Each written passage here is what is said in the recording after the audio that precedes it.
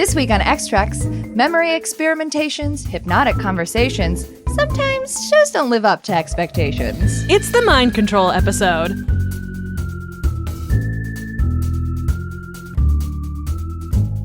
Welcome to X-Treks, a podcast where we introduce each other to our fandoms one episode at a time. I'm your host, Erin Cline, an X-Files spooky bitch. And I'm your other host, Stella Cheeks, a slut for Star Trek the original series. Each podcast, we pick 2 episodes that fit a cinematic theme, watch them together, and then record our feelings. Our theme this week is mind control. For this theme, I chose an early season 1 episode, Dagger of the Mind. Kirk lets his propensity to get brain crushes on academics and scientists get in the way of his captainly instincts and gets his brains washed by a fancy machine for his trouble. Thankfully, Bones and Spock are there to save him from himself.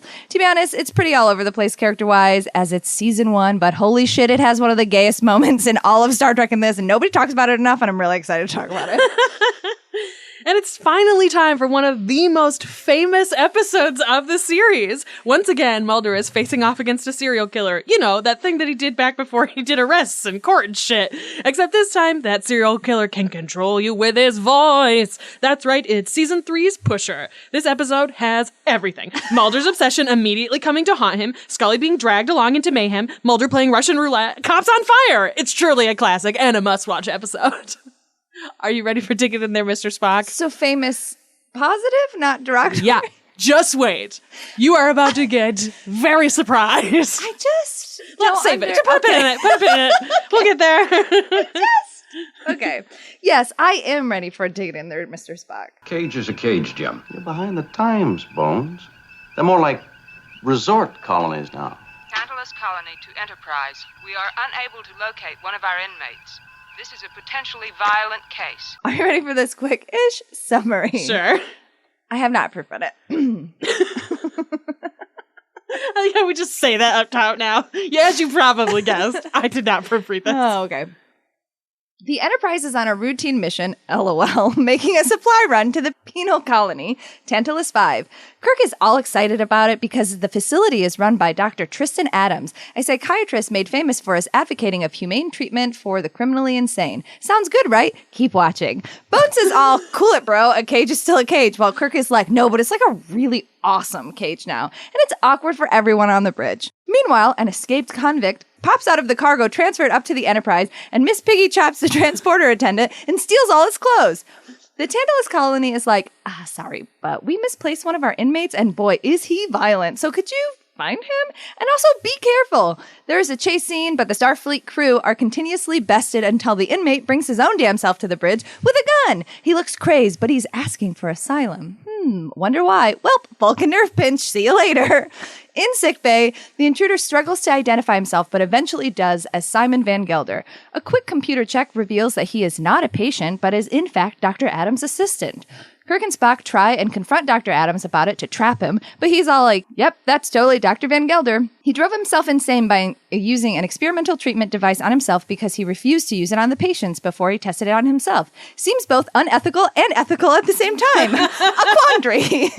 Bones is like, this is bullshit, and it seems like really convenient. Something is up, but Kirk is still blinded by his love of Dr. Adams, so he's like, bet. And Dr. Adams is like, yeah, you're like free to take him to another place or whatever. And Bones is like, girl, I know there is no other like better place. Like, he knows it. This is a trap. Then Bones is like, actually, bitch, I'm the chief medical officer. I'm logging that I find this sus, which means you have to do something about it. Boom.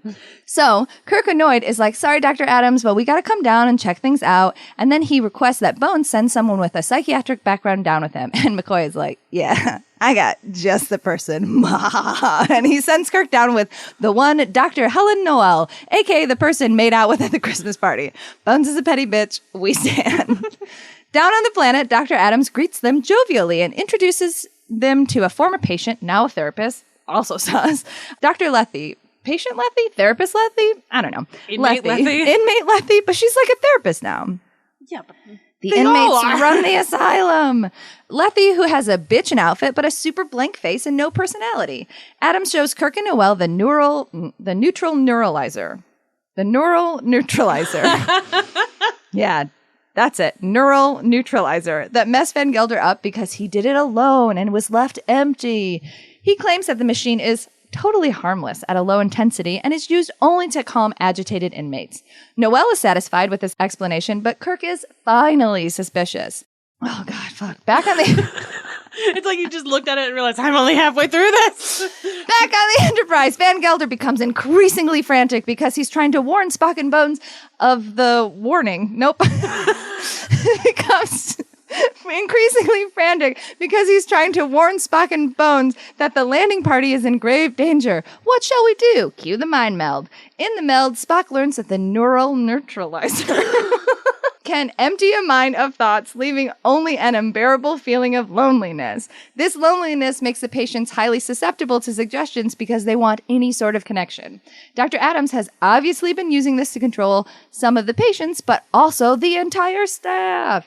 Meanwhile, back on the planet, Kirk and Helen break into the neural neutralizer room and decide to fuck around with the device. Kirk is like, hey, Helen, woman who has a very intense crush on me, mind control me, but just like a little bit. And she does, and it gets increasingly unethical when, wham, Dr. Adams breaks in and puts the big whammy on Kirk, making him believe he has left Helen for years and he experiences pain without her.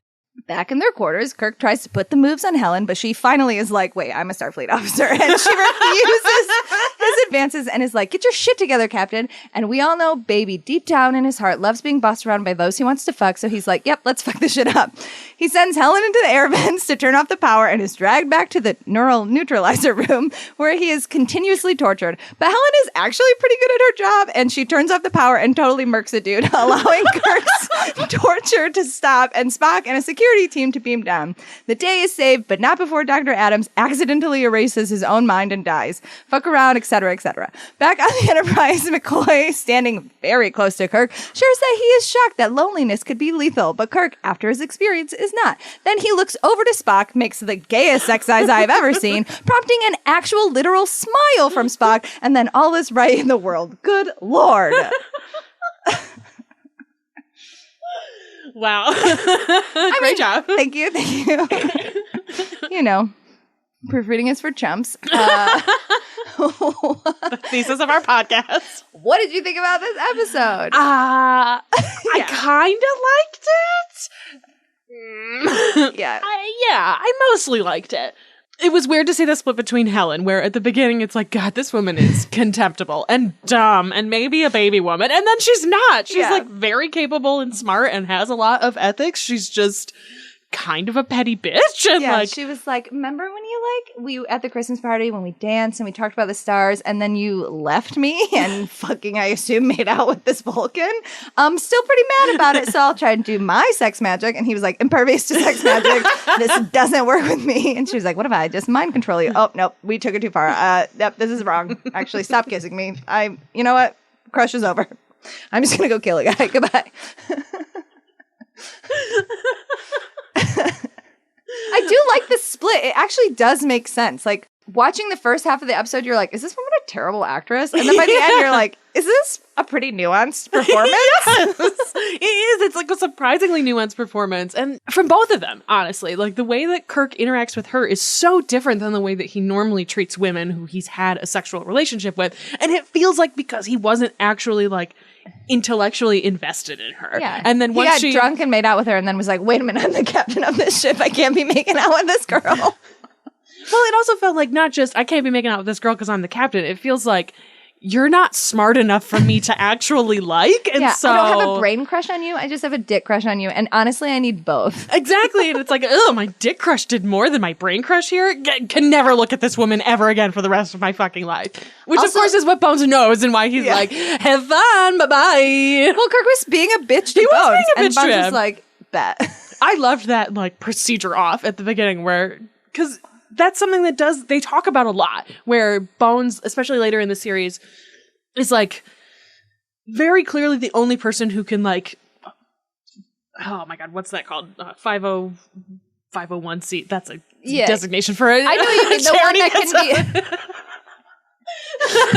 You're being a real dick. You gotta give money to like kids with cancer. I'm officially designating you as a charity. You have to give all of your money away.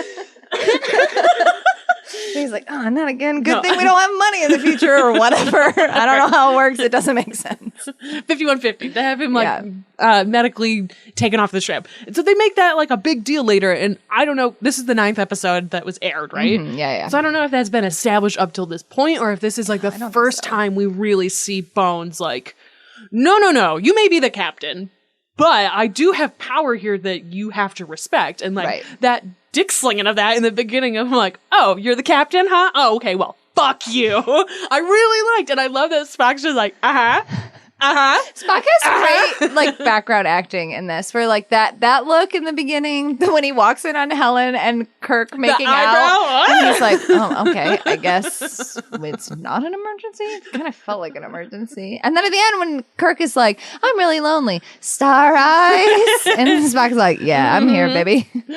Won't be lonely later. I do, like, in my own headcanon, love this because it's so early in the series where in my head I'm like, this is the first moment. Like, they've, like, flirted more, but this is the first moment when they both were like, yeah, this. You don't like to be lonely? That's logical.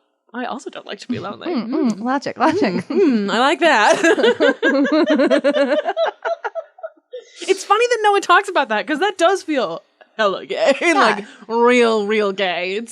I wonder if that is like the spark where, like, sometimes when we were talking about this recently, Bobby and I, about how sometimes like a bunch of people from your past will contact you at once. And it can sometimes be because like there was a character on a show that they both watched who kind of vaguely reminded both of them of you. And so they'll both reach out at the same time. And this sort of feels like that also. So it's I lost my train of thought. Never mind. Move on from that thought. Yeah. I mean, I don't think it is the actual first moment because we do have some like wild episodes before this. We have like The Naked Time, Mud Swimming, What Little Girls Are Made of, Miri, which is truly a Spones episode anyway. So like, whatever. Sure. But like this does feel like one of those beginning moments of like, oh yeah.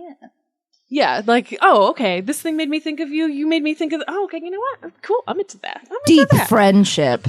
You said at one point, I wrote it down, this isn't a friendship, it's a fuck ship. Which feels very true. That's what like that moment felt like. From like Bring It On. Where is my Star Trek Bring It On mashup? Somebody find me that link, please. Or write it. Somebody, please. Write it. It's fine. That's fine. Other things I did like about this episode, I liked the costuming. I like that all of the prisoners are in these caftans. And like flowy pants. It's funny that when the 60s imagined prison in the future, they thought caftan. So, like, it's the most comfortable outfit. What's the most unprison-like garment we can think of? Caftan. Luxury. You could just fit a whole person underneath of a caftan. Not a security risk, I'm sure. You can't hide anything under here. Nothing to worry about. Not at all.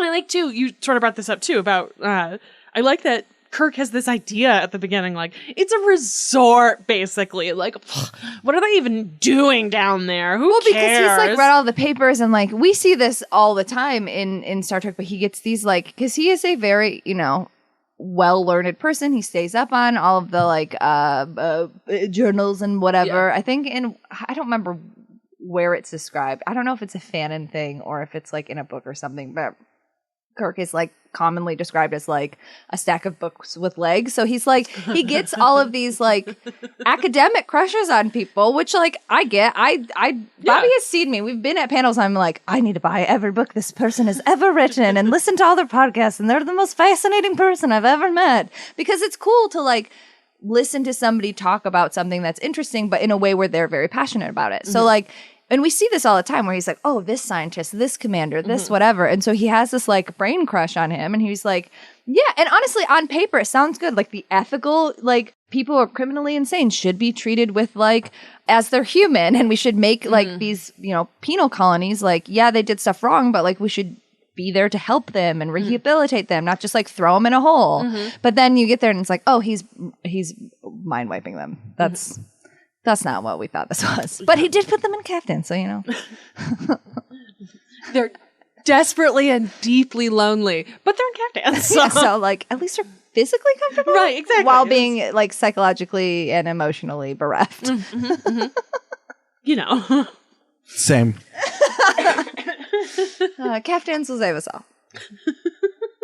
This is what I've learned.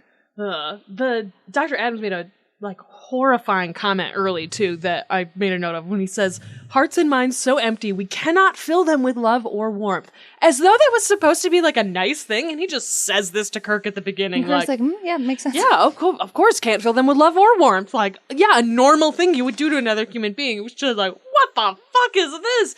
And it's hard too to tell between what is the 60s and what do the 60s think about prison and criminal reform and rehabilitation, but also that is a super fucked up thing to say. And so it's I can't tell, is it supposed to have read as just mildly fucked up, where it's the ping of Adams may not be great? As a 60s watcher, I can identify that. Or was that just a normal thing to say in the 60s about how you were rehabilitating things? Truly. And also you have to prisons have never been good. Prisons are always bad.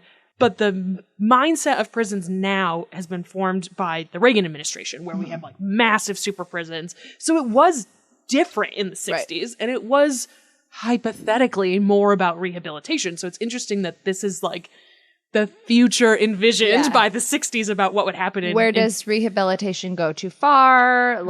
That whole line of well, I got rid of the bad memories. It's but that's not rehabilitation. That's not growth. That's just erasing. Right, exactly. And I feel sci-fi specifically has a deep history of that, of trying to explore the ethics of prison, but doing it in weird ways where it's yeah, well, you did a murder and now you're in this prison where you're frozen for 7 years and then you're unfrozen. And then it's okay, but they didn't learn anything. They were frozen. Right, exactly. You just get released into a different world that so now you're still a criminal. Yeah, exactly. It's such a... Tech war. It's fucking tech war. Of course it's fucking tech war. Oh, you mean Shatner recorded this episode about penal rehabilitation and was let me write a whole ass series about it. But also there are other examples. But you know what I mean? They're of trying to imagine, I feel especially as Americans, we have this pretty intense relationship with the idea of prisons and punishment and crime. It should be about punishment as Americans, where what it really should be about is rehabilitation and the root causes that lead to people committing these kind of crimes, because most of the time it's crimes caused by poverty and circumstance. Right. Or mental health or whatever. We get a whole thing about it. Right. But now it's punishment or whatever. So it's interesting because science fiction is usually a tool to talk about societal problems in a fantastical way. So we can have allegories, blah, blah, blah. So it does have a deep history of dealing with these types of issues through a scientific lens or science fiction lens. But it is interesting that it's rehabilitation. But what if rehabilitation is just mind control? Right? Yeah. Which also the 60s was very concerned about mind control. Yes, they were. They super fucking that were. Makes sense too, to be what is this? They were very concerned about beams and mind control beams because the Russians put satellites in space. Right. And so the idea that someone could just sweep over you and be you can do whatever I want now, it was horrifying. Yeah. I mean, that's a scary thing to think about now. The idea that someone could just be all of your memories are gone. Right. You just feel whatever I've suggested. It's very scary. And it's a different type, we'll talk about it when we get to Pusher, but it's a different type of mind control too. You have to be your mind has to be wiped and then memories implanted and stuff instead of the Purple Man suggestions this is just compulsion, essentially, this hypnosis or whatever. I did think of, speaking of hypnosis, I thought this was really interesting because hypnosis was also a thing that they talked about a lot in the 60s or whatever with drugs and blah blah blah. But so specifically to make the mind meld different from the hypnosis beam and the mind wipe beam, but also to discourage hypnosis as a positive thing. That's why they have this because this is the first mind meld, right? So that's why they have the whole speech at the beginning of what it is and why Spock and the physicality and stuff is so different, because they didn't want to glorify hypnosis specifically and to be this is an alien thing, you can't do it. That's why he doesn't make eye contact. That's why it's interesting. A whole different setup, so it could not be conflated to hypnosis. It's no, we're joining and we're looking. I'm not putting suggestions in your mind. I'm just reading your mind type deal. It was a big deal for them to be no, this is not hypnosis. We're doing something else. This is a different medical technique, or this is a spiritual technique. This is not hypnosis. And he's very clear this time too. He talks in we and united pronouns, which I know that he does other times that I've seen him do mind melding, but it's so clear this time. Right. I'm not controlling you. We are one person together right now. And so I would not harm you because I wouldn't harm myself either. That's really smart and makes sense knowing that they're trying to like, not hypnosis. Yes. Not hypnosis. Very not different. hypnosis. Not hypnosis. That actor that played Dr. or I assume that he's a doctor. So Ben Gelder. Yeah. I think he does a really, really good job of like the fighting and whatever. But I thought this was so interesting. Playing this role took such a toll on him, like physically and mentally, that he had to take a 3-week like break from like friends and family because he was like, I just need some time. But then he like later said that he was he took a official rest for 4 days, and then he said that he felt antisocial towards like family and friends for like up to 3 weeks. But he did say that he was grateful for that episode because it opened up new opportunities for acting. Because I think he was like a Western actor before, so like you get pigeonholed in like that type of trope. So this was like a chance for him to like break out. He's also in another episode that we're gonna watch later this season, I think, an episode that I hate. But he is good at it. And it is a completely different role than because here he is the good guy and he is like fighting and he's trying. And in this one, he's like a total douche canoe. So like, but it does this specific like Star Trek gave him like a platform to be like, no, I can do more than like pew pew pew gun stuff or whatever. I can ride horses and hide in boxes. Whoa, acting. Another interesting fact about casting is that the role of our favorite doctor, Dr. Helen Noel, which also, fuck that name. That is a Chris Carter name. Yes. She was originally supposed to be, that character was originally supposed to be Janice Rand, but was changed. Okay. It was changed, because it made more sense for like her to be a psychiatrist and not just like a yeoman. Right. But also, this was like close to when Grace Lee Whitney was like leaving the set, and they were like, we don't want to further do this romance plotline when this person is leaving. So I think that's nice. Even if Janice Rand's character had stayed, I still think it makes more sense for it to be an actual psychiatrist there instead of just like, hi, I'm a yeoman. Right, exactly. Yeah. Also, I do not believe that Janice Rand would manipulate Kirk in the way that Helen did. Yeah, I don't think so either. Because she was like bordering on the edge of like being unethical until she like was like, oh no, I have to do my job. And like Janice is a lot of things, and she's not my favorite character, but I do not think that she would be as deeply unethical. No, I really think so do not. either. She's very good at her job and pretty competent.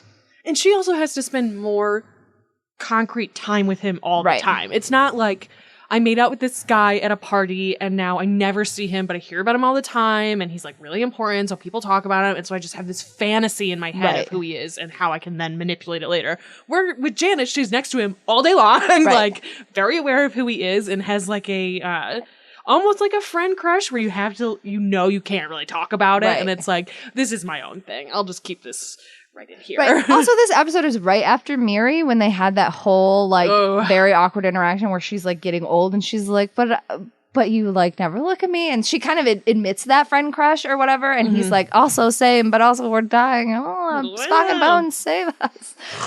Miri also blows. We've talked about that, but this makes.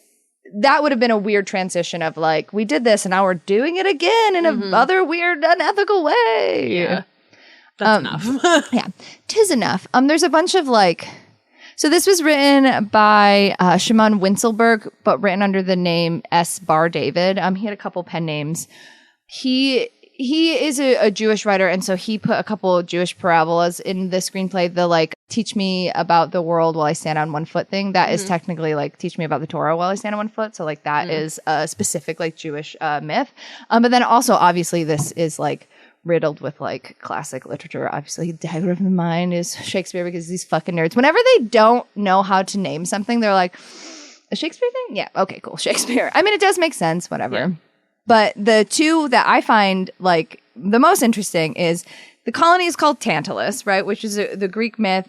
Tantalus was a former king who was imprisoned on Tartarus, which is the prison for the Titans. And he's in a pool of water, but anytime he tries to drink the water recedes. And is next to a fruit tree, but anytime he tries to grab the fruit tree, he can't eat it, which is like the worst prison in the history of prisons. And they're like, yeah, let's just name our penal colonies after, the worst prison ever. You can never get better is essentially what the mission statement of that myth is. And it's like, Are we sure this is a good cage? I think Bones might have... Gilded cage is still a cage. Yeah, cage is still a cage, Jim.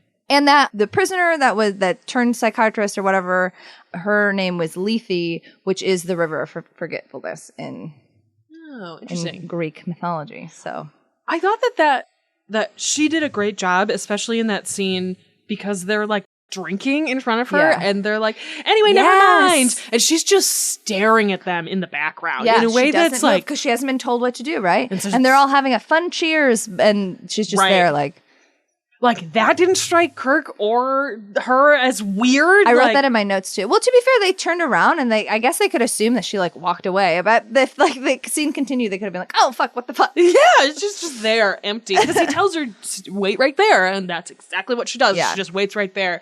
There's good background acting in this episode. Yeah, except for Dr. Helen, who is like picking up statues and just like, just touch this shit on your wall. Acting. What do I do with my hands? Terrible. Absolutely the worst. Until she becomes awesome. I don't know. It's truly... Nuance. Lost completely.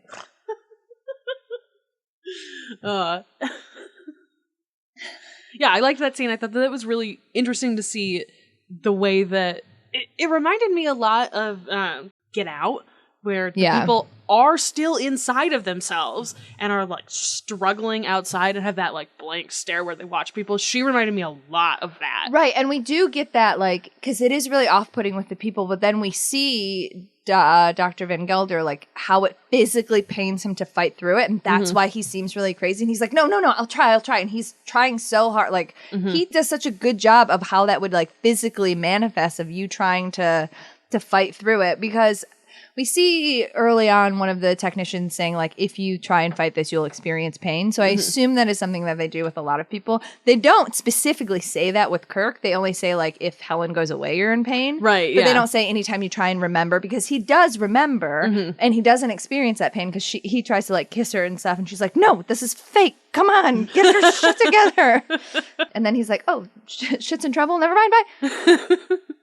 My ship and crew are in danger. Immediately taken out of everything. Spock's here. I may love you, quote unquote, but like love him more. So like, I do think it's so interesting. So in that mind control scene where he's like, give me a suggestion, because at first nothing happens, and then she's like, hunger. He's like, well, I'm kind of hungry, and then he's like, give me a suggestion that like couldn't be like whatever. So then she's like, let's get hella unethical, and she's like, instead of just like dancing, you swept me off my feet and took me back to your cabin, blah blah. And we see this like image in his mind.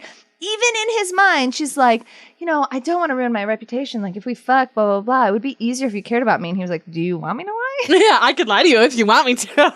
Which is so funny that even, like, she's describing the fantasy and it going in his brain was like, yeah, I mean, I don't love this person. Like, maybe we fucked, but I don't. Until Dr. Adams is like, oh, you love her. And he's like, oh, yeah, I guess I love her. But up until that moment, he was like, yeah, sure, we fucked, but it's not like I care about her. Yeah, I don't give a shit about you. Funny to me. So funny. Yeah, like that they make a point of that. I'm like, don't worry. Still in love. Yeah, I mean, we can fuck, but like... Cheddar really kisses with his whole face. Yeah, he's so crazy. Classic Hollywood kisses, where you have to shove your whole face together and then rub them a bunch, and then your faces slide past each other, and then you rub your necks together. That's Hollywood kissing. That's how that works. Why? I don't know.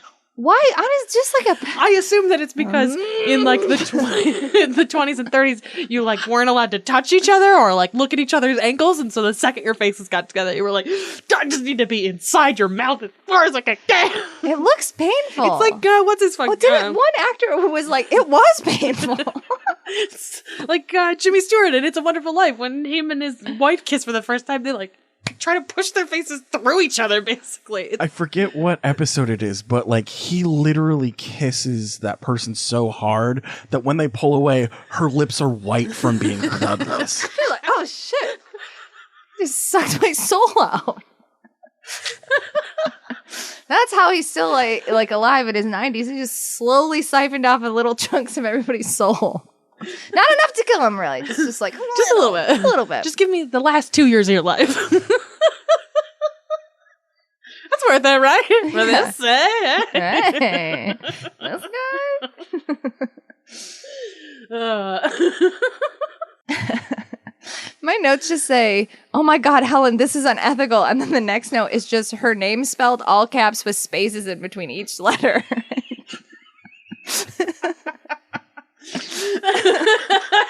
Helen! I hate that she asked them to call her Helen, though. I was like, girl, you're a doctor. Let them call you doctor. But now I'm just like, Helen. Helen. Maybe that's why she does it, because she's like, everybody just reverts to calling me Helen. It's the vibe I give off, so I act like I'm in control of it. It's my suggestion. Mine. Oh, Helen. Oh, Helen. I just have written at one point, shut up, Helen! Because that's what everyone seemed to be saying to her the whole fucking She'd episode. be like, yeah, this is a really valid psychiatric treatment. Yeah, that's what I was saying anyways. Anyway, shut up, Helen! I'm the captain. Shut the hell up. And normally I would be like, well, stop being mean to this woman. But I'm like, I get it. Fuck Helen. Yeah. When she's like, when he asks her for her opinion or advice and she gives it to him and he's like, well, fuck you and that advice. She's like, well, why'd you even ask? He's like, that's the nice thing about being the captain. I can do whatever the fuck I want, Helen. Unless Bones tells me I can't. But that's sexy. Yeah. You see his little when he whoop, his little I got you there. That's a physical thing. This is audio. You guys get it though. When he goes boop. I feel like most people know what I'm talking about, actually. Oh yeah. I thought you were very clear. Excellent. Yeah, those are all the facts I have. This episode is annoying because Kirk does act like a ding dong, but by the end you're like, is this good? I don't know. I had a pretty okay time. Yeah. It was weird. They were all really dumb for kind of no reason, which, like, spoiler, we're going to talk about this in Pusher. Also the same thing in that episode where it's like, does being mind controlled in the past, like, make you dumber in the future? Because that's sort of what it feels like. Yeah, I mean, at least, again, Spock and Bones were there to be, like, wildly competent and clean up everybody's messes. I fucking love that Spock is like, 4 seconds in which I can beam in. Here we go. Whoop, whoop, whoop, whoop. Here I am. He punches that security system and just rips it apart and is like, disabled. Poof. And this, I don't know, because like we watch this out of order, so it's a little hard. I don't know if we've established at this point that Vulcans are stronger. I assume we have, but it's also funny to just be like, whoosh. I punched this security panel. Yeah, this is, I don't know. I feel like the sum of the whole more than the parts. Yeah. It's weird. It's usually the other way around, but like as a whole, I actually quite enjoyed this. But when I break it down, I'm like, why did I enjoy this? Yeah, my notes, if you read my notes on Patreon, the like first is like, what the fuck? Oh God, all these people. And by the end, I'm like, is this a great episode? Yeah, we like barely even talked about the fact that Helen murks that, like straight up murks that dude. I love it too, because Kirk is like, oh, okay, you're right. This is mind control. Oh, I don't love you, right? So I'm going to send you to your death, maybe. Then he takes the panel off, and then is like, do you have any training in this? No. Anyway, goodbye. Yeah, he's like, be careful not to touch parts of it, because if you do, you will die. Bye. Just like, shoves her in there. And then she gets there. She like sneaks around. She turns off all the power on this like convenient power pole, and then gets like kind of like far away.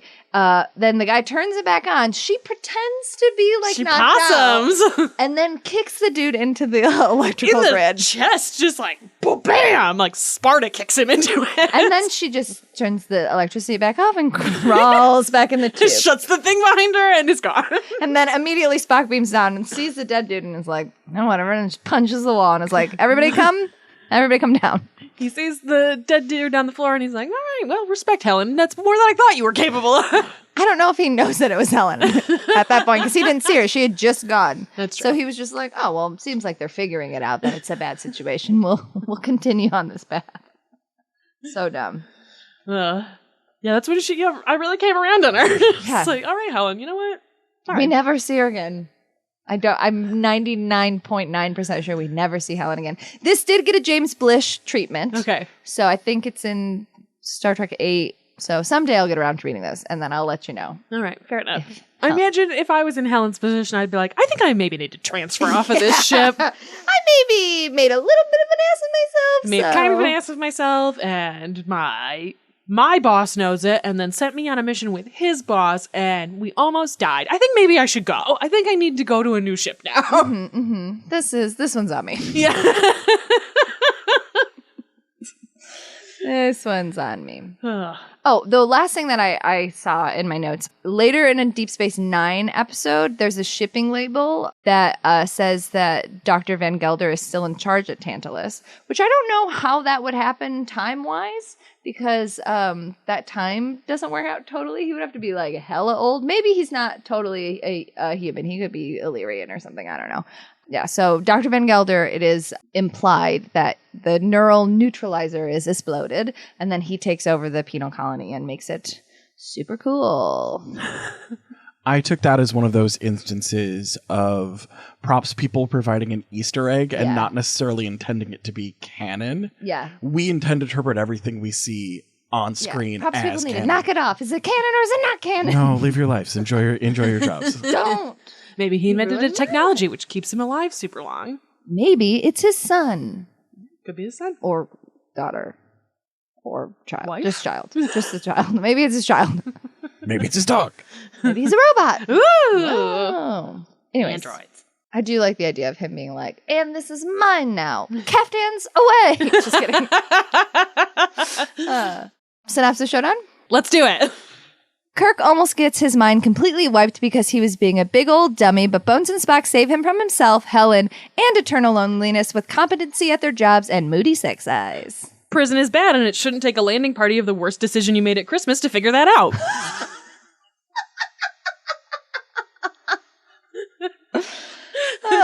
Amazing. Oh, Helen.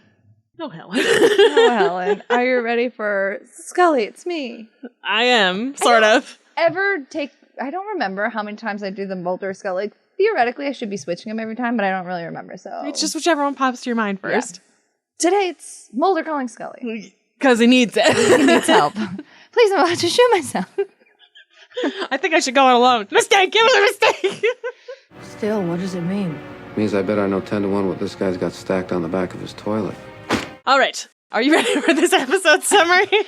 I am ready. I noticed there were 2 images in it, so I'm excited. For context, I don't write my summaries until after I've watched the episode twice because I have a goldfish memory. Erin writes her episode summaries completely from memory. That's correct. So they're both wild in different ways. That's true. I try to go back and edit stuff where I'm like, oh, I got that wrong. I got this wrong. Sometimes I don't, though. So. What did we say? Proofreading's for chumps. That's right. That's the thesis of the show. Proofreading is for chums. All right, here we go. I wrote this weeks ago. Let's hope that it was good. A man is sweatily buying enough energy drinks to put a night school theater student to shame. But before he can get far out the door, he's surrounded by police and arrested. Luckily for him, he just keeps calmly repeating about cerulean blue until the officer driving the car drives straight in front of a semi-truck and gets the car creamed. He gets the officer to unlock his handcuffs and off he heads. The other officer, who miraculously survived this crash, then tells Mulder and Scully all about how fucking weird this was and how he's been in pursuit of Pusher for some time after realizing that he has been working as a contract killer who gets his victims to kill themselves without actually touching any of them. Mulder, naturally, is like, cool time for me to use my super serial killer tracking skills and find the contact killer's ad in a magazine. LOL, remember magazines and ads? Using the ad, they track down Pusher to a golf course where he promptly makes a cop pour gasoline all over himself and set himself on fire in front of his coworkers who do nothing. Unfortunately for Pusher, this is very taxing work, and Mulder finds him exhausted in his car shortly afterwards. But oh no, Pusher, uses his magic voice powers and gets the arraigning judge to release him, much to Mulder's chagrin. Scully and Mulder discover that Pusher wanted to be an FBI agent, but he didn't pass the psych exam as he was too egocentric and sociopathic, which really makes you question how Mulder passed the psych eval. While this is happening, Pusher pushes his way into the FBI building in order to get a woman to pull Mulder's file for him. Daddy shows up during this, and Pusher pushes the woman to think that Skinner was the man who mugged her, and she promptly stomps the shit out of him while Pusher walks out. After this fiasco and the video footage backing it up, Scully is forced to admit that, okay, maybe Mulder is fucking right again, but she has no idea how or why this is happening, but it is definitely happening.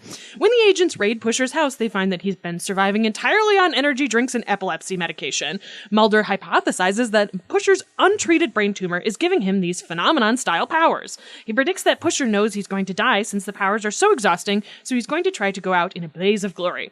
Suddenly, Pusher calls and he's talking to the lead detective despite every warning from Mulder and common sense to stop fucking doing that, and talks that bitch right into a fatal heart attack. They trace him to a payphone, and then there's a bunch of stuff, but then they go to a hospital where Pusher has talked an MRI tech into killing himself, and Mulder says, it's okay, Scully, I'm mentally strong, I can do it, I'll go in there and I'll get him. 2 seconds later, Scully walks into the room, and Mulder is a fucking mess, sitting at the table playing Russian roulette with Pusher. Well, that escalated quickly. Scully, who apparently actually is mentally strong, helps Mulder break the Pusher spell by doing a middle school style distraction, and to Mulder's credit, he does immediately shoot Pusher like as many times as he possibly can. Luckily for Pusher, though, he does not die, and Mulder and Scully go see him in the hospital, where Scully estimates that he'll die from his brain tumor before he wakes up, to which Mulder replies, au contraire, his tumor was operable this whole time. He was just choosing not to have it removed because he was a little man, and his powers made him feel like a big man. LOL, he will actually be back later in an episode, fully alive. You'll see that episode someday. Anyway, the end. Mulder's really close to him. He should have shot him better. He only had one bullet, and he did immediately just shoot him. Like, yeah, that's true. Trained it on him and shot him right away. So I will give him that. And we did get to see a whole thing of him practicing shooting him. He's just has an empty brain, apparently. Yeah, he got mind controlled. Not Skinner, though. Not Daddy, though. Not Daddy. Okay. Who the fuck are you? Get the fuck out. What did you think of this episode? I think that I don't like this episode.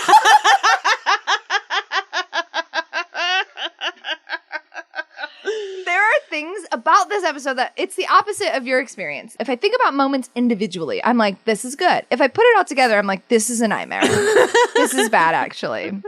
Because the whole episode, everybody is just making the dumbest decision. And like, we could have solved a lot of these problems if we had used the intelligence of a 5-year-old. La la la la. I can't hear you. 100%. First of all, we know this person can do mind control, but we're not wearing headphones. We're not wearing noise canceling. Mm-mm. We're not like, we're all just They watched a man. Earpieces in their ears. They watched a man light himself on fire, prepping to put the fire out.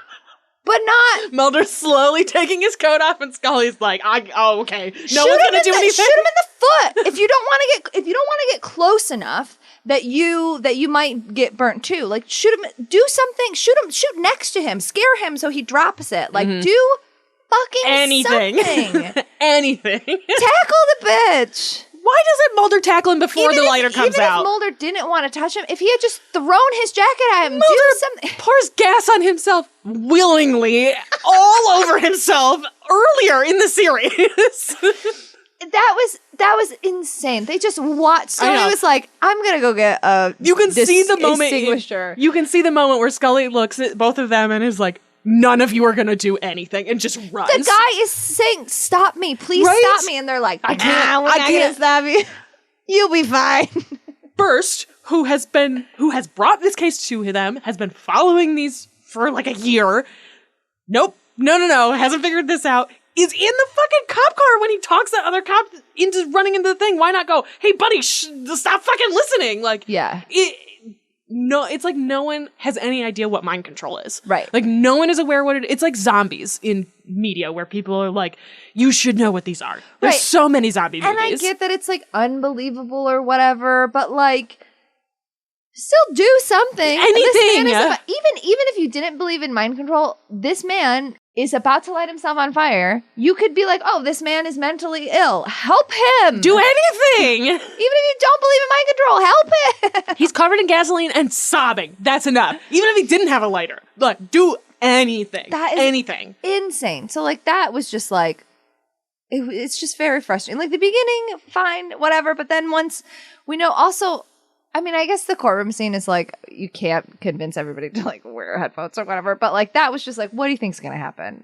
Right. The thing that you think is going to happen is going to happen. He hypnoptizes the judge literally right in front of you. Right, like, exactly. Mulder's his face acting of like, when he realizes, he's like, God damn it, this happened in front of everybody. I'm the only one that knows. Fucking God damn it. This always happens to me. Yeah.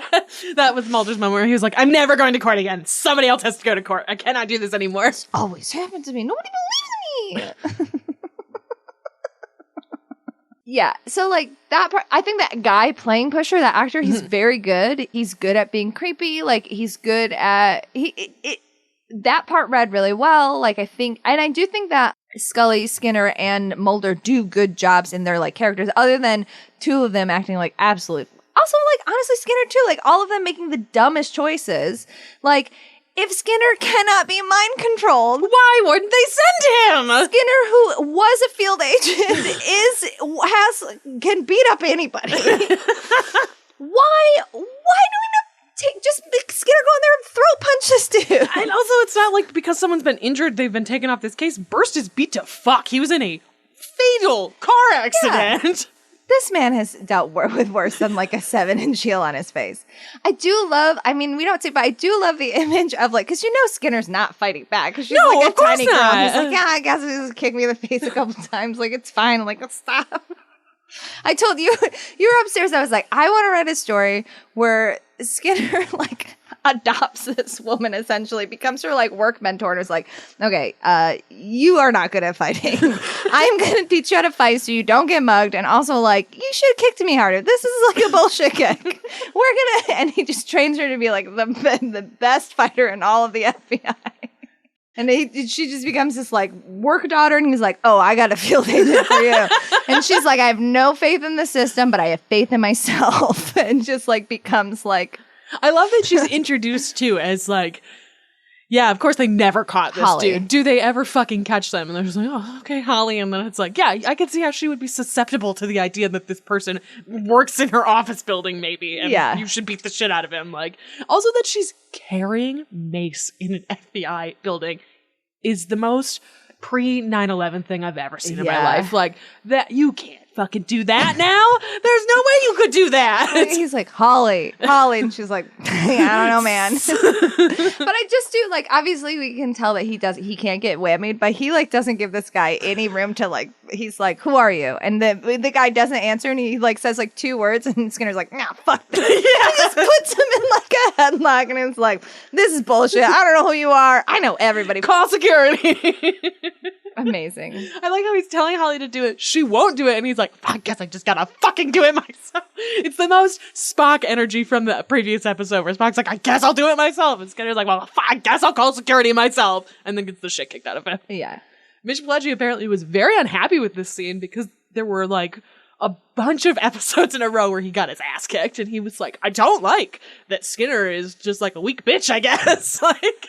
I don't read it as that. I don't either. He like takes that guy out, and the only reason he gets his ass kicked is because he's a pretty ethical dude and isn't like gonna punch Holly in the face. Well, exactly, but he's like, why are you writing it this way?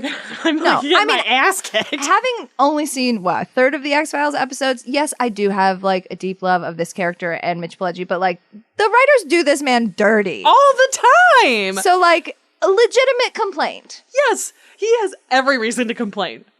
The fact that he remained loyal to the X-Files as long as he did, truly a miracle. Yeah. They didn't put him in season 10 at all. That fills me with such deep, boiling rage. He had to call Chris Carter and be like, what the fuck, dude? I just saw you at a panel 2 weeks ago. You couldn't put me on the goddamn show. Yeah. My love for Mitch Pileggi aside, it doesn't make sense to not have him there. No, it's so stupid. It's very dumb. Stupid ding-dong for Chris Carter. There's a bunch of weird stuff about the show. Yeah, you want to know who was originally considered for the part of Pusher? No, I want to guess. It's the 90s. What year? 96. 96. Oh fuck. No. I don't know who's famous. He's famous. He also has a Jack Nicholson vibe. He was in Interview with a Vampire. He was the interviewer. Tom Cruise? No. Damn it. With a vampire. I know this is not the right. Christian Slater. That was an excellent choice, though. Because he also has like Jack Nicholson vibes. That is good casting. Do you want to make one more guess? David Arquette. No, think closer. Think the complete opposite of Christian Slater in every way, but race and sex. Holly Shore. Harvey Firestein. What? Isn't that nuts?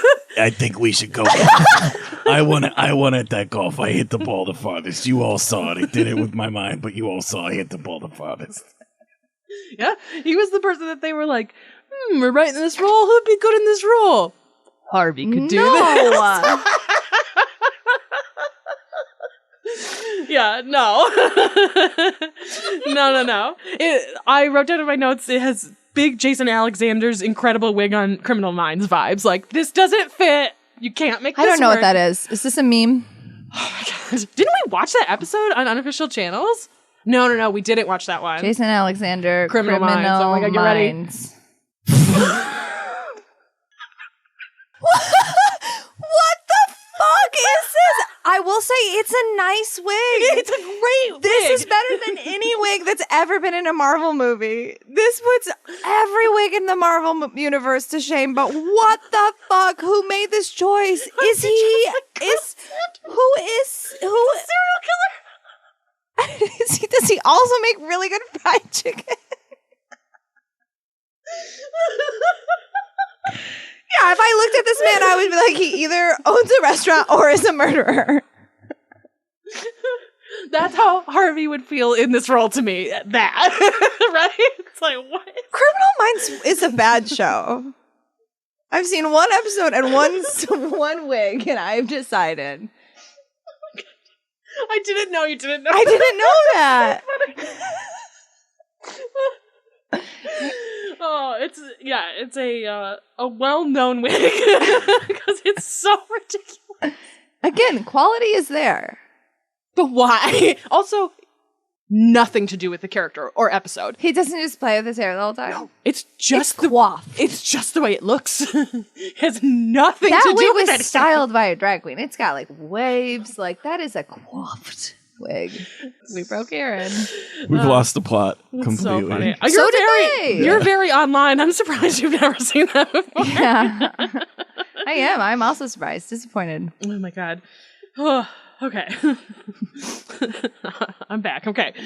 This episode was written by Vince Gilligan, and when he turned it in, he told Chris Kreider, "This is the best work I'm ever going to do for you," because everybody loved this episode, and everyone thought the writing was great, and everyone thought your eyes just went like big. Everybody acts like an idiot in this episode. I know, but at the time, everyone was like, "This is like one of the best episodes that's been aired on the show." Everybody in the 90s was like, "Man, I hope I get a brain tumor and I get superpowers." Yes. The American healthcare system is terrible. You know what would be great? If tumors gave us brain powers and we didn't have to have medical surgery.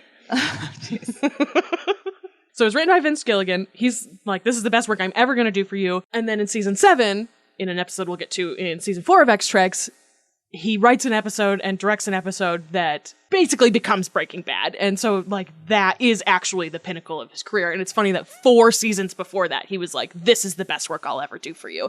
And then continued to push out, like, some of the most classic episodes of the show. So it's funny to me, too, that you're like, "God, this episode sucks. This writing's terrible." And it's, like, considered very good writing.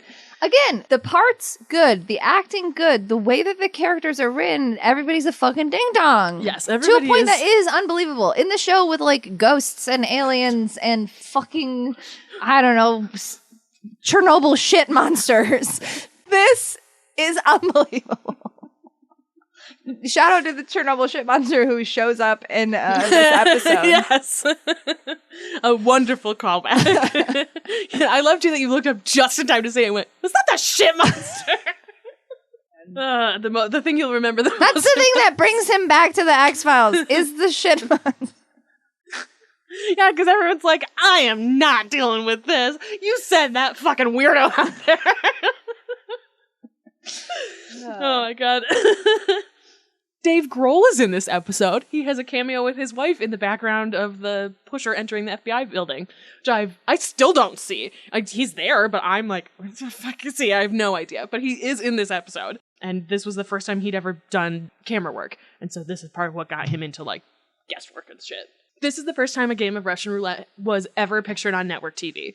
Because they didn't want children to play Russian roulette? That's exactly fucking why. And so no hypnosis, no Russian roulette. They had to fight super, super hard to keep this scene. Like, they had to go to the network and be like, "Listen, it's important. Like, there's no way we can take this out. It's like, it is the climax of this, and like, there's really nothing else we already set a dude on fire. Like, what the fuck else are we going to do here? Mulder has to do something absolutely insane, and it's fucking this.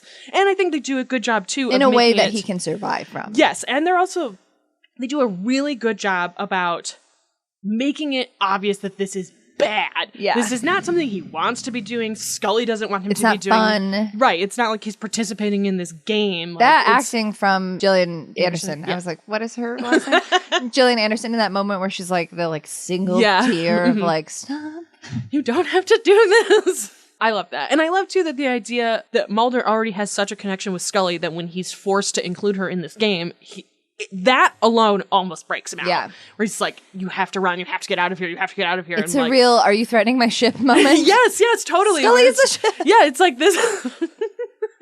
This is the most important thing to me. I will do anything to protect this. Yeah. And like, I will fight as hard as I fucking can against this like mind programming that you're doing with me. And I love too that Scully's reaction is like, distraction, distraction, distraction, and sees the thing behind her and it's like, I can get to that.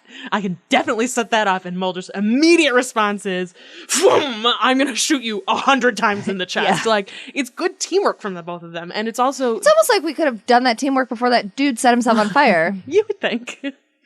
You'd think. No, it takes Mulder's brain being emptied and then refilled with Scully that he's like, yes, that's true. You are Competency. very good at this. What's it like to be a competent human? I'm very competent in one thing, and it's serial killer profiles. I love that scene too where he's like, here's all this shit about him. And it's like, did you also pull, oh no, you're just like a super genius when it comes to profiling.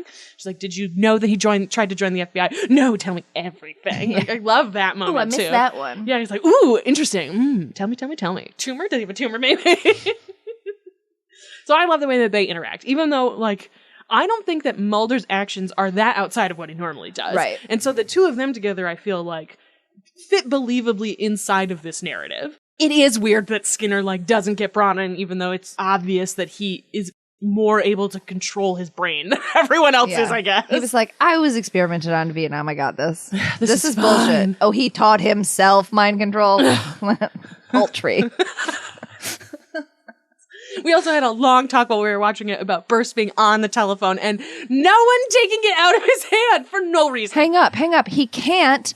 It is mind control. Also, it's a trace and they need it to be on. Just take the phone away from him. It doesn't.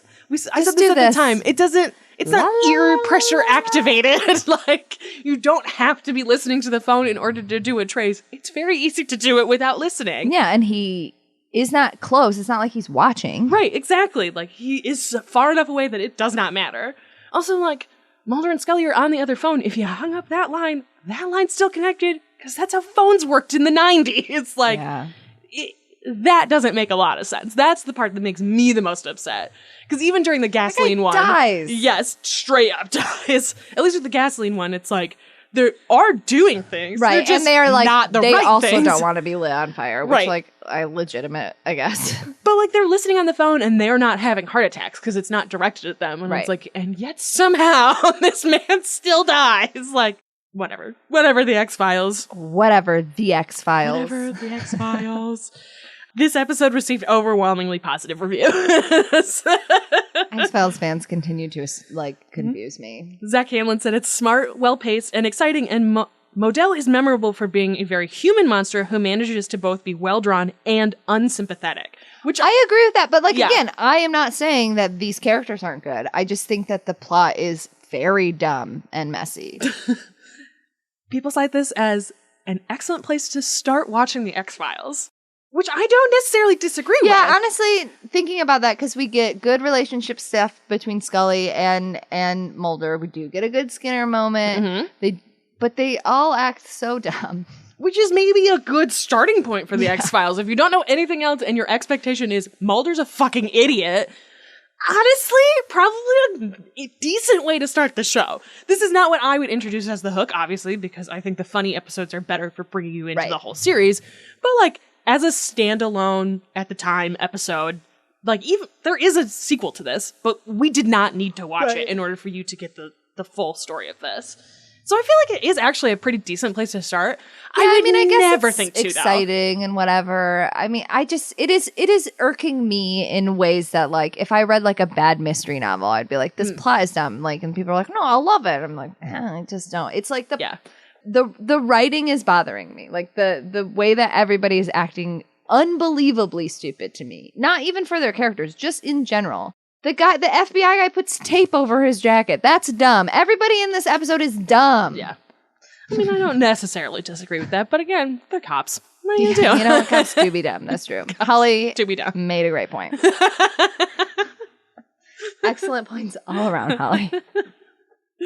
Holly really gets the best out of this. She gets mugged, but then she does get to kick the shit out of assistant Her director. boss, yeah. So, like, even if she feels bad about it, like, it's got to be a little cathartic. Yeah, you gotta go home at night and be like... And this is a fucked up thing to say, but, you know, we've watched a lot of science fiction stuff. Like, this is a young, attractive woman who gets mind control and doesn't get sexually assaulted. Yes, 100%. So that is positive. Absolutely. You know, we didn't talk about that during the Star Trek episode either. There was a moment where I thought Dr. Adams was going to make Kirk, like, rape her, basically. Yeah. And I'm glad it never devolved into that. And I think it's a good point to make that during this, that's, like, never, ever brought up during this. Like, he does a creepy touch to her face, but, like... It's not creepy. It's cute. No, not Mulder. Oh, I thought you meant when he touched her with the serial killer. I didn't know that.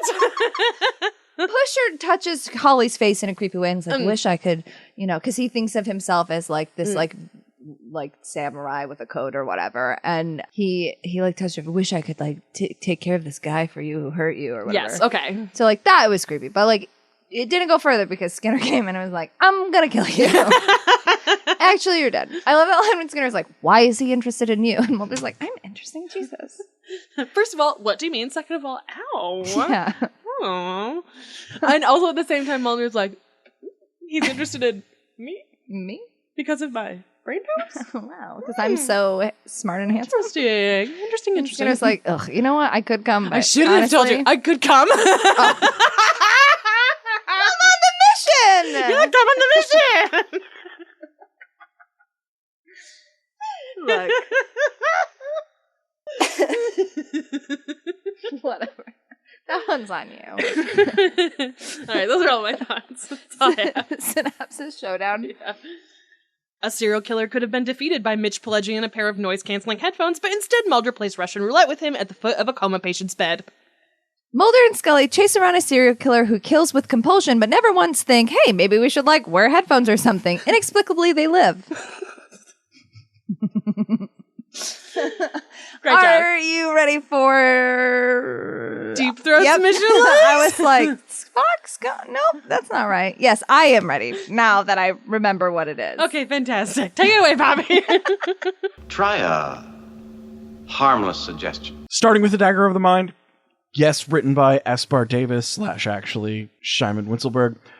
Espar David, meaning Shimon, son of David in Hebrew. So, like, only loosely a pen name. I like that. It's very, he very was clever. like, I'm being very clever. Yeah. But he also is the one that created the mind meld. So, like, props to him forever. And he's also the one who wrote the absolutely fantastic Galileo 7, which we talked about before. So, oh, yeah. Which one's that? We watched it for the most underrated episode. The one where Spock's like, wow.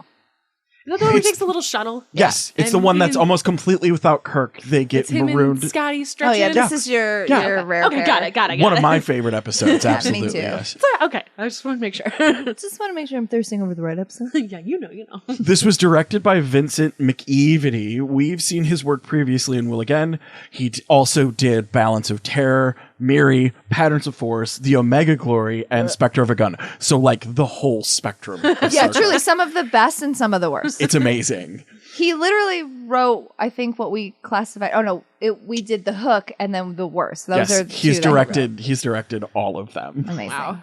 Some production stuff. The shot of the Enterprise miniature heading back to Tantalus at the beginning of Act 2 is unique to this episode and does not appear anywhere else. Literally, any time that they use a model shot of the Enterprise and don't use it anywhere else is amazing to me. Right.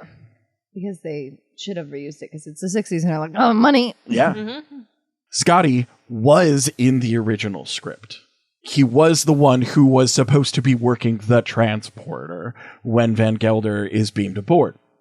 His appearance was nixed by Bob Justman, who saw that as a way of saving costs by not having to pay James Doohan for an episode. But also, I always want to see Scotty, but if the script is like, hey, ding dong, take the controls off or whatever, like make sure that they've lowered their shields, like Scotty would not make that mistake.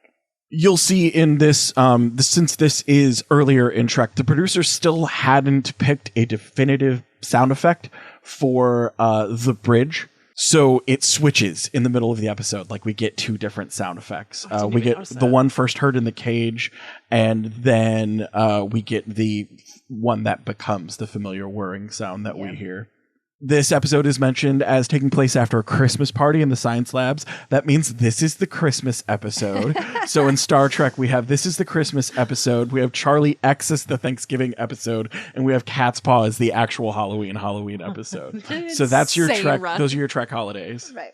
No, Well, Easter, and also Easter is the one where they see the Alice in Wonderland. Well, so, but that's not mentioned that's around Easter. right, and like I think in later Star Trek stuff, like it is like they have like non-denominational parties where it's like, oh, we're doing this, Vulcan holiday now, and now we're doing this Rigelian holiday. I had to think of another alien really quick. I could not for a second. Also, we were talking about her name before, so I just had to point it out. Helen Noel. They hooked up at a Christmas party. Are you fucking Didn't serious? even fucking fucking God. think about that. Are you fucking serious? Chris Carter traveled in a time machine and said, "You guys looking for a name?" He just slipped a piece of paper underneath the door. Helen Noel would be a pretty good name. The first? No. So again, early on in Trek, like during the filming of this episode, Shatner is pulled away to go into a sound booth to record the opening monologue that becomes Star Trek. He had to do it twice. Apocrypha says he nailed the first one, but Bob Justman wanted reverb on it to sound like he was in space, so they made him do it again. Of course, there are some scenes that are kind of snipped for syndication for this so that they can show more commercials and syndication and all of that. However, interesting enough, one of them is parts of that scene where Spock is explaining the Vulcan mind meld. And the reason they justify that is that, well, this has already been on. Fucking everyone knows what the Vulcan mind meld is now. So we don't have to waste time explaining it in this episode in syndication. Interesting. Yeah. I mean, it kind of makes sense. Yeah. They're like, yeah, this bitch does this all the time now. And also, like, now, if someone were to watch it, turn on the TV and watch it out of context, you could just look it up. Yeah. It's not like somebody would turn it on in, like, Why is this man touching his face like that? Like, what's going on here? What's all this weird movement work going on? Like, our ability to find answers is so much easier now, too. It makes sense that they'd be like, we do not need to do this. Throw a commercial in. We got it. This is the first episode to establish that transporters cannot penetrate force fields or shields. Oh. This is one of those famous Trek universe rules that is mostly held onto across all of Trek and is notable when it's subverted until this very day. Like, it's a huge thing. Oh, we got around the shield. Whenever someone transports through shields or tries to or something like that. Like, that's still a huge thing in Trek. Is the idea that the shield is like a globe around the planet that is impenetrable, or is it only like a little wedge where they just can't come down onto that? I think it depends on the structure. Yeah. I assume with you'll this one, see it's like probably in a like globe. TNG or like later stuff where it's like, oh, we can't beam down in this colony, but we can beam down a mile away or Okay, whatever. yeah. So I think it depends on the shield. And also it often works the other way as well, where if there's an imminent threat on the ship, they can't lower shields to beam someone else up or get to escape them because they'll blow the ship to bits. I do know that. I have seen that before. Yeah. Also, weird overlying Trek stuff. The flashback scene of the Christmas party that Kirk has with Helen, you see them in different uniforms. And so that's mid-2260s. And their uniforms are different now. It's an overlying thing in Trek culture of trying to nail down uniforms to timelines. And you just can't, because these production companies for the shows and the movies and bouncing back just weren't necessarily working with one another or thinking about overarching canon as a whole. Right. Mm-hmm. So fashion in Starfleet swings wildly and quickly, even in the span of like 5 years. Yeah. Everyone will have new uniforms. Interesting. And then this was the final episode that was solely produced by Gene Roddenberry, as far as credits go. We know he's constantly there on set rewriting. Always there.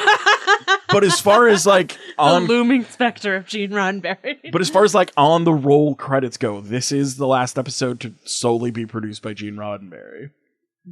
One final thing, there is a South Park episode that is loosely based on this episode. Whatever. Someone's using a mind control device in a planetarium because nobody goes to the planetarium. It's me. I go to the planetarium. Yeah, I Love grew up on a planetarium. planetarium. Love a planetarium. It's very, very South Park. You don't have to watch it. It's not like a love letter to Trek or anything. It's just, yeah. It's just South Park doing South Park stuff. Moving on to some casting stuff. That is John Hugh McKnight as a therapist that we see. He's a series regular, uncredited background and stunt actor. He would go on to receive stunt credit in the motion picture, so they bring him back for the motion picture. Nice. Also has stunt credit in Gone in 60 Seconds. Yeah. Just throwing that in there. The original? Yes. We see Ron Kinwald as an inmate. We've previously seen him in Court Martial. That's Lou Elias as another therapist. He's another regular background performer who we discussed in a previous episode when we talked about And the Children Shall Lead. That's Eli Behar as the main therapist that you see standing at the machine and kind of explaining it to Kirk.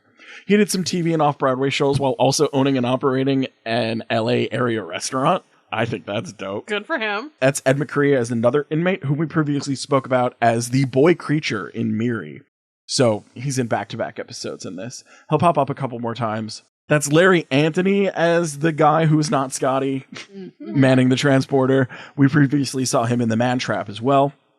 That's John Arndt as the first crewman, a.k.a. the older-looking crewman that you notice, like anytime you see a regular shirt or whatever that looks like kind of an older, more built guy. He was also in Balance of Terror as well. He was also an NCAA Division I player, assistant head coach, and head coach for Loyola Marymount University in his time. What? And weird. Yeah. These people lived full rich lives. Full rich lives. Well, and if you were just like a background actor that would do that for a couple weekends or whatever, you need another job. Lots of teachers are also like Olympians. I was going to say like semi-professional athletes. Like that's not that weird. You get a set 3 months off every year. Cowboy Hangman Adam Page used to be a fucking teacher Right? until he got famous.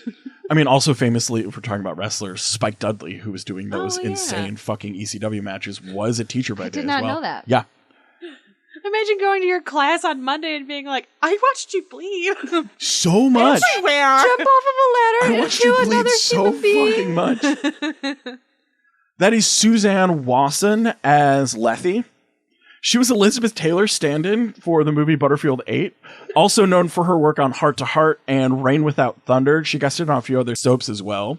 When we saw her on this, long before in her whole career, was openly a lesbian, and her life partner was Roxy Horan, who was a Broadway and Hollywood agent. Helen. They were together. No, that's not Helen. That's Who's Helen? Lethe. Oh, damn it. Lethe. What crime did you commit? Does it matter? Yep. Look, I was staring at my cat being really cute. Yeah, so like from before this, her whole career, she was openly out in Hollywood. Good. Her and her partner stayed together for forever. The way it's worded on IMDb is they were together until she reported her partner's death in 2009. Aww. So they were just together forever. I love that. Gay Hollywood couple. Fucking love it. Love it. That is Mariana Hill as Helen Noel. Helen. One Helen. loose curl. You bastards. Did guest appearances everywhere, including 2 Batman episodes as Cleopatra. So I'm assuming she was an Egyptian hench person. Yeah. Yeah. Ideal. Did all of those cowboy shows as well. I could see her on Sweeping Plains, of course. Yes.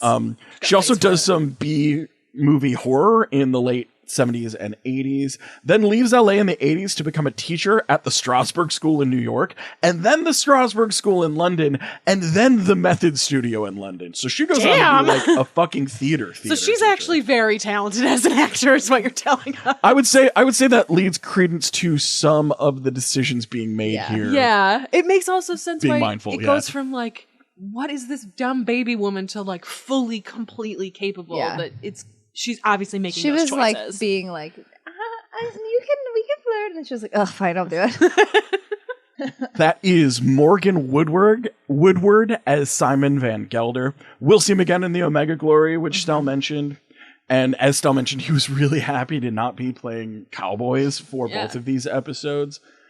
Known best for his role as Boss Godfrey in Cool Hand Luke. Okay, sorry. My notes have cool hand, comma, Luke. It's like, cool hand, Cool hand, Luke. Would your real one get bit off by a shark? 55 episodes as Punk Anderson on Dallas, 22 episodes as Pulip Colville on Days of Our Lives, 100 plus TV guest roles. Oh, and also he plays old Harry Coakley in the Terry O'Connell Season 2, Episode 12, X-Files episode Aubrey, and he plays Man in the Iron Curtain in a Millennium episode. That's right, it's a full-on bingo. Wow, cards, that's first real bingo? No, we've had full-ons before. We've had one more. It's been a while. Okay. Yeah. Wild. Yep. That's fucking Bingo. wild. I knew he looked familiar. I was like, who the fuck is this dude? Yep, he's an Aubrey. He must Aubrey. have been old as hell by the time he was on the X-Files. Yes. I mean, yeah, he is the older version of that character in that episode. What episode? Season 2, Episode 12. What is it named? Aubrey.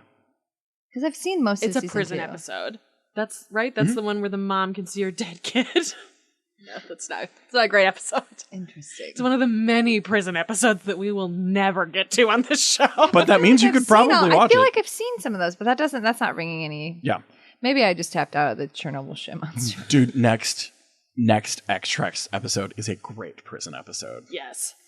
So moving on, that's James Gregory as Tristan Adams. Often plays flawed authority figures. He started as a stockbroker's assistant with an acting hobby to near 16 years acting in plays in and around Broadway before leaving for World War II to serve. And then once he came back, transitioned to film and TV. Had lengthy guest TV and film career, best known for his 66 episode run on Barney Miller as Frank Luger and playing Senator Islin in the Frank Sinatra-led Manchurian Candidate movie. Moving on to the X-Files. Again, Gilligan and Bowman holding it down, just making some goddamn X-Files.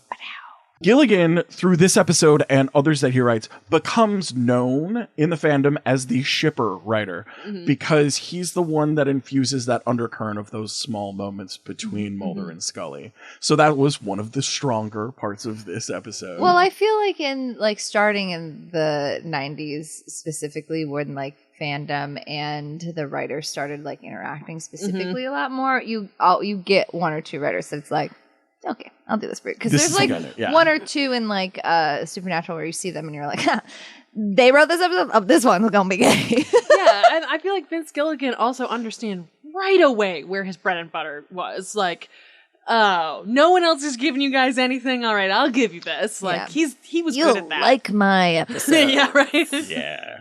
I don't really have any production notes on the directing side because it was directed by Rob Bowman and nothing exploded. So Yeah.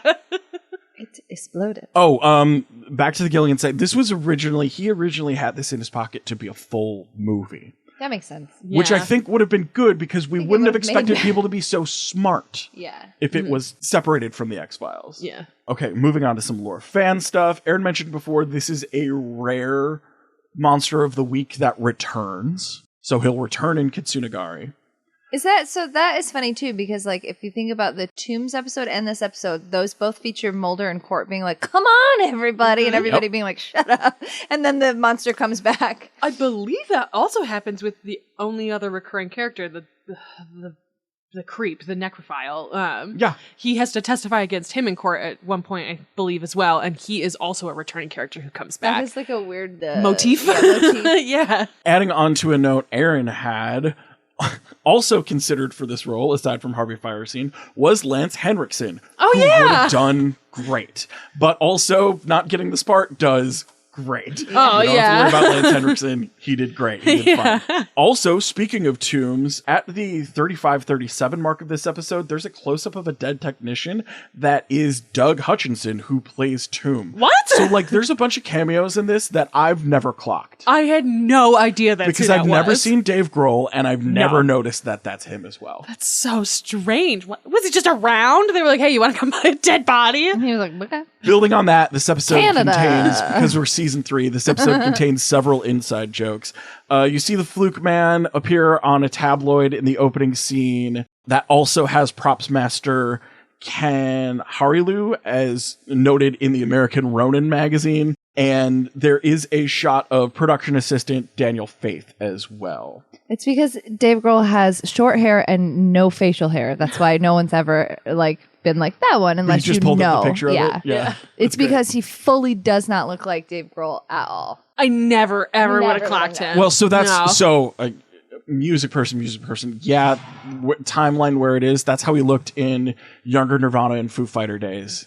So strange. Yeah, but like now, if you're looking Right, at it, exactly. you jump to that. Oh, absolutely. Right? Okay, we'll move on to some casting stuff here. We briefly see an injured FBI agent that's played by Rachel Miner. Both Mitch Pileggi and Rachel Miner guest star in the Supernatural episode, season 6, episode 10, Caged Heat, because she's Meg on Supernatural. Brown-haired Meg is the best. Is there another colored hair? Yeah, they're demons. They like jumping out of their bodies. Okay, got it. She is one of the best characters on Supernatural. She's amazing. She's also Danny on 12 episodes of Californication, which is David Duchovny, and then 71 episodes of Guiding Light. Okay. She's very good. I do know that. We see Ernie Fort as a lobby guard. He's also a security guard in A Blessing Way and was also in an episode of Ripley's Believe It or Not.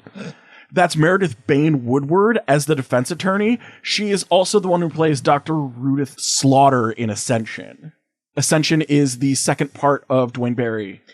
Oh, she was another one that I was like, I know this bitch has been on the TOS before. Bitch said lovingly. That's Julia Arcos as Holly. She plays the same character, Holly, in the season 5 opener Redux. So it's weird that they bring a background character like that. I mean, it sort of makes sense because you don't want to have it be Skinner's assistant because she's around a lot, and so it would be weird to have her be the one that beats the shit out of him. Like, you probably have to move to a new position after you beat the shit out of your boss. I assume, even in the FBI. She's also in an episode of the Together series, Masters of Horror, Dark Angel, Eureka, and was in my god, Saved. I know exactly who she was on the Together series. I did not know that was the same person. Wow. That's why I'm doing this, y'all. Oh my god. That was like getting hit by a memory truck. Oh, fuck, you're right. I do remember that. That's really funny. That's D. Neil Mark as Deputy Scott Kerber, who we talked about previously because he was in Jersey Devil. He's also in a Millennium episode, Saturday Dreaming of Mercury. He's also in a Lone Gunman episode, Diagnosis Jimmy. So he bats around. Wait, we watched Jersey Devil as a part of this show. No, not a part of. No, and not as a part of the show. You got to watch that independently. Okay. I was like, I feel like we didn't do a theme. I feel like we discussed all of season 1. So yeah, if we had done a Jersey Devil episode, it would have been for Baby Does the Thing. Because he walks away into Atlanta without a car and sleeps in an alley. Like the most Mulder thing of all time.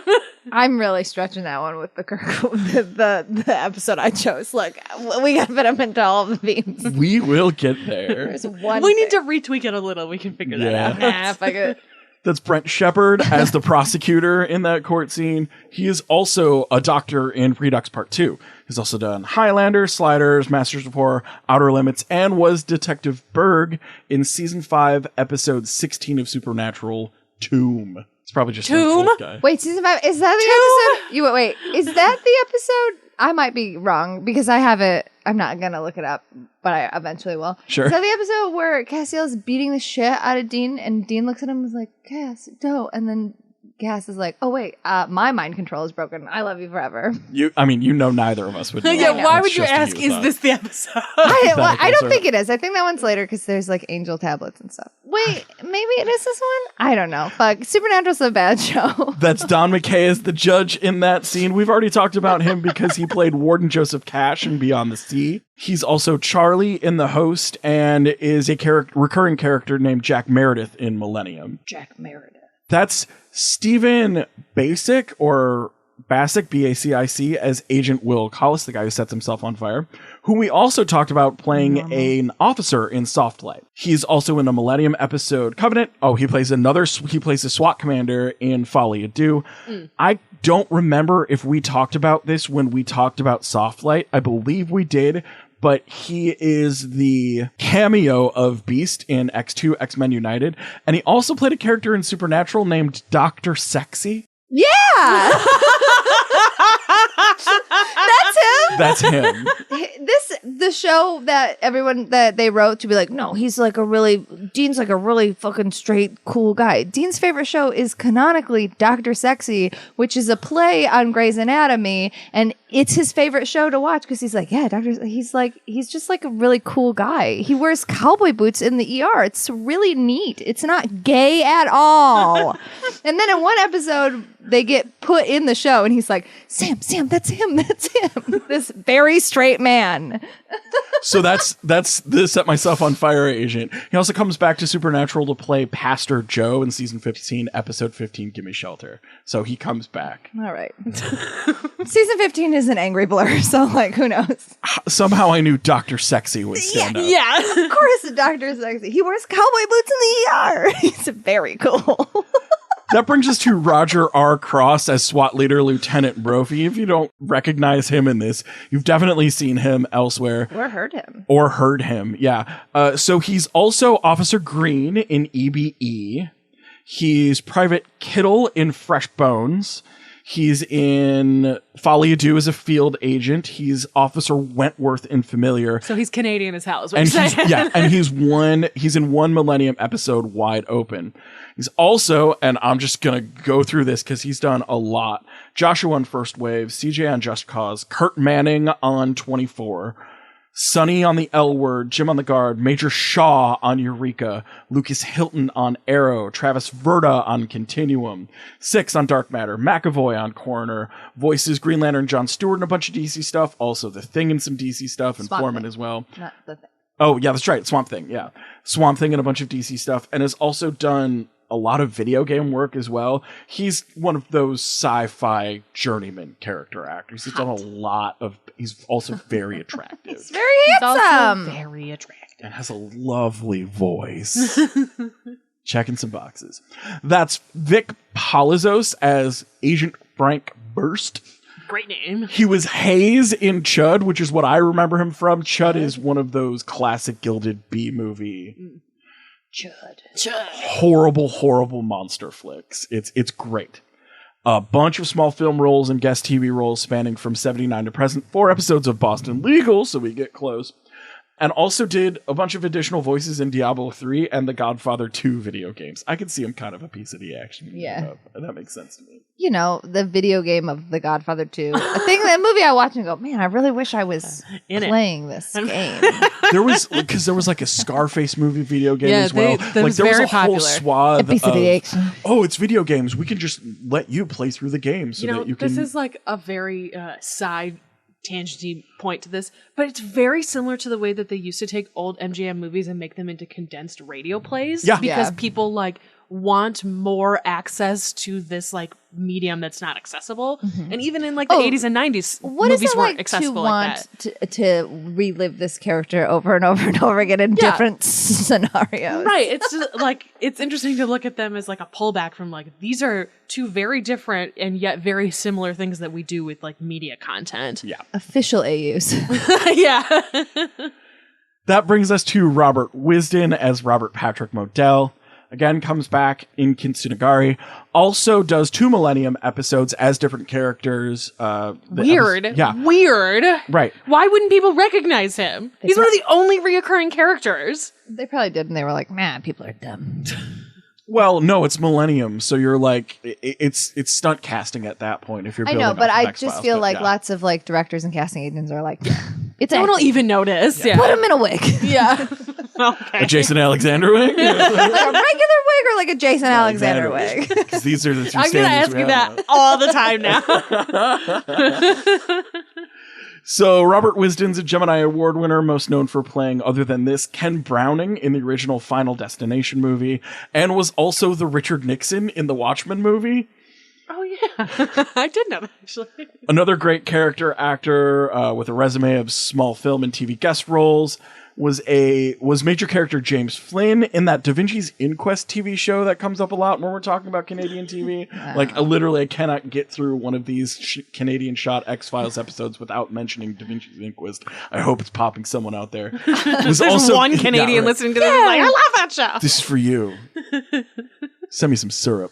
Was also Gabe Sullivan in 6 Smallville episodes and Burt Smalls on SG-1. He is now teaching acting full-time and directing shows at the St. George's School in Vancouver. Because he's a teacher, that's the only way that I can solve it in my head that somebody listed one of his nicknames on his legit IMDb profile as Wiz Khalifa. A teenager wrote that. I will not be convinced otherwise. Truly, truly telling of the sense of a man that somebody cared enough to go on his IMDb profile and write that. I would feel complimented as a theater instructor Absolutely. at a college if a 19-year-old went and wrote a funny nickname for me on my official page. I'd be like, yeah, that stands. Yeah, I guess that's my time. If it didn't matter, I don't mind.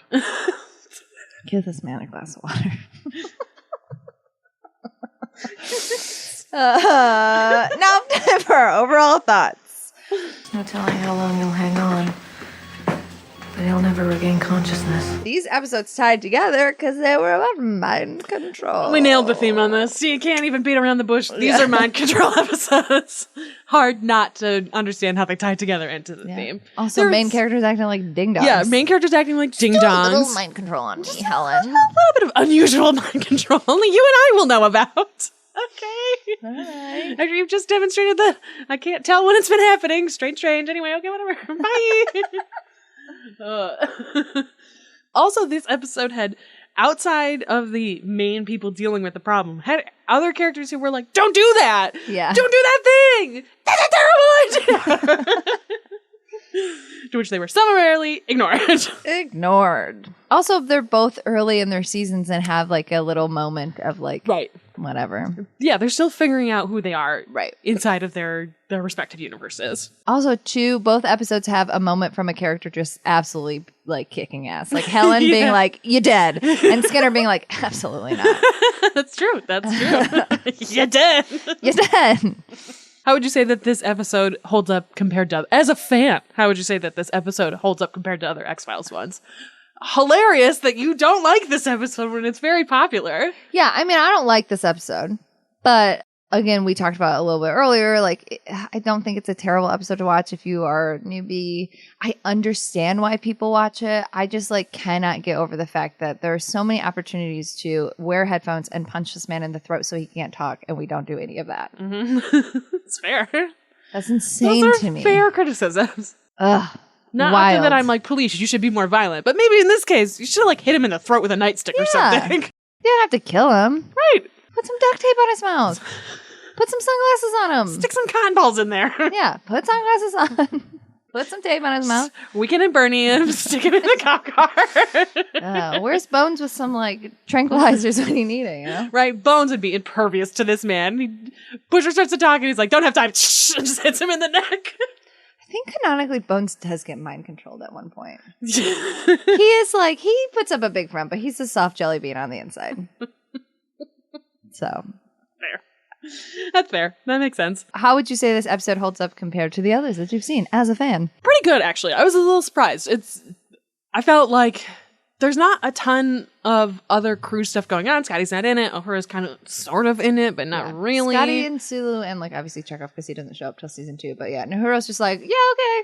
I'm just kind of here. Just Like, here. so in that sense, I don't think you get like the real Star Trek feel of it, but like a problem. They're working together. Kirk is a fuckboy in some ways and has to like work past that, but he loves his ship, you know, yada, yada, yada. Spock's there Lots going of mixed spurk happening. Yeah. So I feel like pretty well. It actually holds up as, I think it's a good example of a Star Trek episode. Yeah. What is the most Star Trek moment of the episode for you? At the flirting. 100. Actually, you know what? The flirting, yes. For us in this show, it's the flirting and like the eye fucking across the way. It is the Miss Piggy karate chop of the So dude running. many Miss Piggy karate chops. Yeah, there's actually. a lot of Miss Piggy karate chopping in this. Bobby has to do it. He does it really good. Exactly. And that feels very Star Trek in the same way like the flinging is and the bright colors, like the face smash kiss. Yeah, like that feels very Star Trek. That seems like something you could show to someone who's never seen any Star Trek and they'd be like, yeah, that's Star Trek. Probably Mulder being like, I'm going to go in alone. Also, Mulder in the apartment putting the search warrant on the TV is a very like little good X-Files like Mulder bitch moment. Mm-hmm. But him being like, I'm just going to go do this. And then being like, no, but then also allowing him to do it. Yes. Idiot. It is. He has a super brain. He's so smart. Just kidding. Just kidding. He just turns around and Modell's like, no. Or him looking at the word Ronin and being like, I read a Japanese magazine with a hot lady on it once. I bet you he has too. Yeah, I like it. His connection is, I bet this pervert's weird like I'm weird.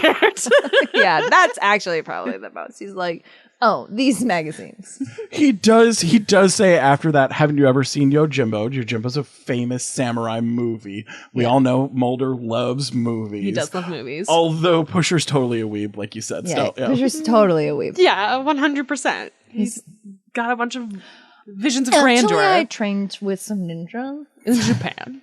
You know, Japan. like a normal person. Who are you shipping?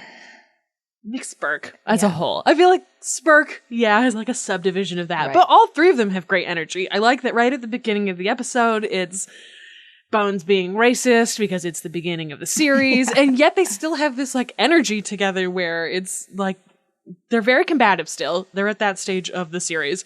But like they still work together being like, yeah, Kirk, do your fucking job, bro. What's going on here? To be fair, Spock did start it. He was like... Spock always starts it. That's not... I also do visually like the moment where Spock and Kirk at the end are like, what? Like, Bones is still there very close. Yeah, he's like all next to him. Like, hey, that's cool. I'm here too. I'll see you guys later. You don't have to acknowledge me. You can't get rid of me. Cannot get rid of me. I mean, the moment with Mulder and Scully with the Facebook is cute, and also the fact that like Pusher is like, so you guys are fucking right. What